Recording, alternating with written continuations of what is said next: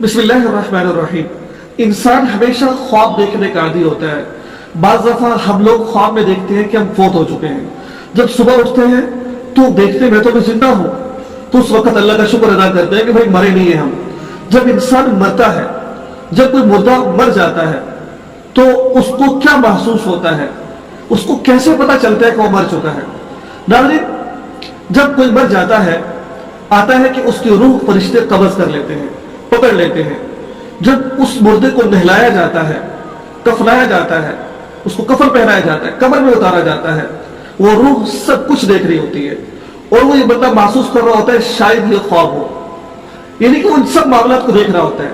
वो देख रहा होता है उसकी वालदा रो रही है, वो देख रहा होता है उसका भाई रो रहा है, जितने लोग रो रहे होते हैं सब उसकी आंखों के सामने होते हैं, उसको सब मालूम होता है। लेकिन जब उसको नहला धुलाकर कफन पहनाकर उसको कब्र पे लिटा दिया जाता है तो उस वक्त वो यही समझता है कि ख्वाब है। जैसे आंख खोलता है तो देखता क्या है, अपने कमीज को देखता है, कमीज उसके बदन पर नहीं होती। अपने पजामे को देखता है, वो नहीं होता। क्या देखता है कि कफन के अंदर लिपटा होता है। उस वक्त उसको एहसास होता है कि मैं हकीकतन मर चुका हूं। अल्लाह ताला उस वक्त उसकी रूह को उसके अंदर फूंक देते हैं, उसको वापस भेज देते हैं। याद रखिए, कब्र के अंदर रूह का ताल्लुक कुछ न कुछ दर्जे में जरूर होता है। वो कब्र के आजाब को महसूस करता है, ठीक है। तो वो उस वक्त जब देखता है कि मैं तो मर चुका हूं, कफन है, ये कीचड़ है, ये मिट्टी के ऊपर में लेटा हुआ हूं, आंखें खुली हुई हैं, उस वक्त वो जोर जोर से चीखता है, ए मसऊद, ए इब्राहिम, ए उस्मान, ए समीना, ए सादिया। ये इस तरह वो नाम ले रहा होता है, जो उसकी बहन भाइयों को पुकार रहा होता है, अम्मा जान, अम्मा जान। उसकी चीखों पुकार होती है, लेकिन उस आवाज को इंसान नहीं सुन रहा होता। उस वक्त वो परेशान होता है, उस वक्त वो सोचता है कि अल्लाह के सिवा कोई नहीं मेरी आवाज सुनने वाला, सिर्फ अल्लाह को। उस वक्त कहते हैं, या अल्लाह तू मुझे माफ कर दे, या अल्लाह तू मुझे माफ कर दे, या अल्लाह तू मुझे माफ कर दे। आता है कि फिर उसके पास दो फरिश्ते आते हैं। दो फरिश्ते वो वाले होते हैं, अगर तो वो अच्छा इंसान होता है तो वो दो फरिश्ते आकर उसको तसल्ली देते हैं। हदीस मुबारक में आता है, जन्नत को मिट्टी का ढेर मत समझो, ये मिट्टी का ढेर नहीं है। आता है कि जन्नत के बागों में से बाग है, या जहन्नम के गढ़ों में से गड़ा है, इसको मिट्टी मत समझो।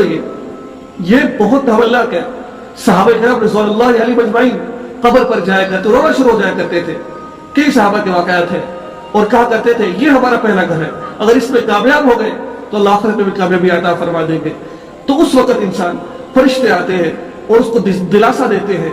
हदीस मुबारक में आता है, कब्र खोल दी जाती है उसके लिए, हद निकाह, वो उसमें खुश होता है, अपने सवालों का जवाब ठीक तरह देता है। अगर वो बद लोग होता है, बुरा बंदा होता है, गुनहगार होता है, गुनाहों के अंदर जिंदगी गुजारी होती है, झूठ फरेब किया होता है, लोगों के माल खाया होता है, जिना करता रहता है, चुगली करता है लोगों की, हर दुनिया का बुरा काम उसने किया होता है, तो फरिश्ते फिर उसको डरा रहे होते हैं।